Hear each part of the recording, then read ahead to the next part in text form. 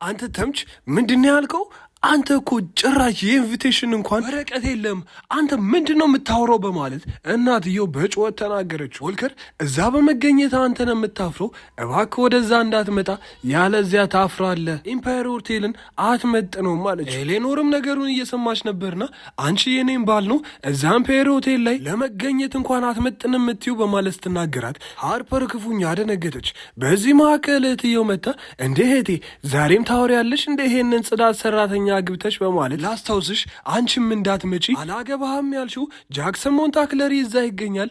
ለዛ አንቺ ራሱ ባትመጪ ይሻልሻል። እሱ እኮ ከዜኒት ቀጥሎ ከባድ ባለ ሀብት ነው። ለዛ እንዳትመጪ። ይገርምሻል ከዜኒት ጋርም በጣም ቅርርብነት አለው። የኪንግ ዜኒትን እናት ከ3 ዓመት በፊት አድኖለታልና የሚያድንሽ አይመስለኝም። እሱ ራሱ አስበሽዋል። አላገባህም ብለሽው እዛ ኢቨንት ላይ ብትገኚ መቀለጃ ነው የሚያደርግሽ እህቴ እንዳትመጪ በማለት አፌዘችባት። እናትየውም በመካከል ገብታ 3 ቀን ሙሉ መጠበቅ አይጠበቅብንም። እንደምታውቁት የልጅን ፕሮግራም ያዘጋጀው እሱ ነውና ኪንግ ዜኒት ዛሬ ሌሊት ይመጣል። ሲመጣ ግን የምነግራችሁ ነገር ቢኖር እናንተ ሁለታችሁ ሃርፐር ላይ ባደረጋችሁ ስነ ስርዓታችሁ ዋጋችሁን ተከፍላላችሁ አለቻቸው። ወልከርም በመቀጠል አታስቢ ዛሬ እሱ ሊመጣ አይችልም ሲላል እሱ ስለሆነ የሚጠበቀው ህዝቡ እንዳለ ደነገጠ።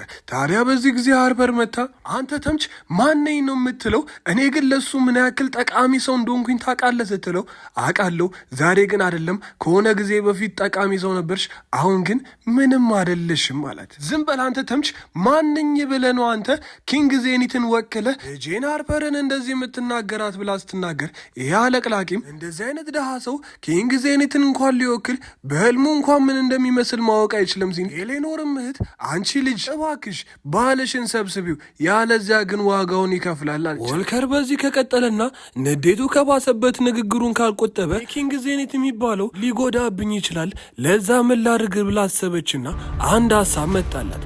እዛው ባለችበት ራሷን እንዳመማት ሆና ፌንት ልበላ ስትል ወልከርም ከታች ሄዱ እፍስ አደረጋት።